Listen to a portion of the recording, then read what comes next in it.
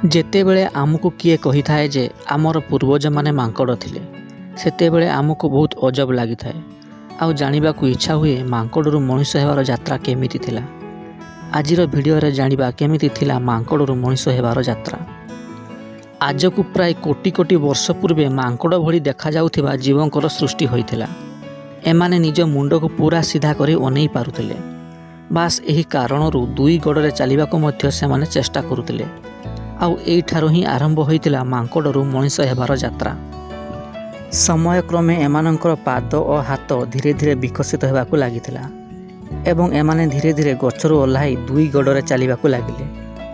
ଯେତେବେଳେ ଏମାନେ ଚାରୋଟି ଗୋଡ଼ ବଦଳରେ ଦୁଇଟି ଗୋଡ଼ରେ ଚାଲିଲେ, ଫଳରେ ସେମାନଙ୍କର ତେଜ ମଧ୍ୟ ବଢ଼ିଲା, ଯାହାଫଳରେ ତାଙ୍କର ମସ୍ତିଷ୍କ ମଧ୍ୟ ବିକଶିତ ହେବାକୁ ଲାଗିଲା।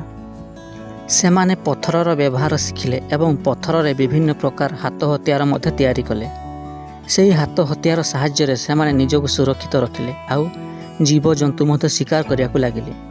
ଯେତେବେଳେ ପଥର ସହିତ ପଥରର ମାଡ଼ ହୋଇ ନିଆଁ ବାହାରୁଥିବାର ଦେଖିଲେ, ସେତେବେଳେ ସେମାନେ ନିଆଁର ଆବିଷ୍କାର ମଧ୍ୟ କରିଥିଲେ। ପଥରକୁ ପଥରରେ ଘଷି ଆଦି ମାନବମାନେ ନିଆଁ ସୃଷ୍ଟି କଲେ ଆଉ ସେହି ନିଆଁରେ କଞ୍ଚା ମାଂସକୁ ପୋଡ଼ିକି ଖାଇଲେ। ପୋଡ଼ା ମାଂସ ଖାଇବା ଦ୍ୱାରା ସେମାନଙ୍କର ମସ୍ତିଷ୍କ ଅଧିକ ବେଗରେ ବିକଶିତ ହେବାକୁ ଲାଗିଲା। ମସ୍ତିଷ୍କର ବିକାଶ ହେବା ଯୋଗୁଁ ସେମାନଙ୍କ ଶରୀରରେ ଆକାର ମଧ୍ୟ ବଦଳିବାରେ ଲାଗିଲା ଆଉ ସେମାନେ ପ୍ରାୟତଃ ମନୁଷ୍ୟ ଭଳି ଦେଖାଗଲେ। ଧୀରେ ଧୀରେ ସମୟ ବିତି ଚାଲିଲା ଆଉ ଏହା ମଧ୍ୟରେ ଆଦି ମାନବ ନିଜକୁ ଆହୁରି ବିକଶିତ କରି ଶବ୍ଦ ଆଉ ଠାର ମାଧ୍ୟମରେ ପରସ୍ପରକୁ ନିଜର ବାର୍ତ୍ତା ଜଣାଇବାରେ ସକ୍ଷମ ହୋଇଥିଲା।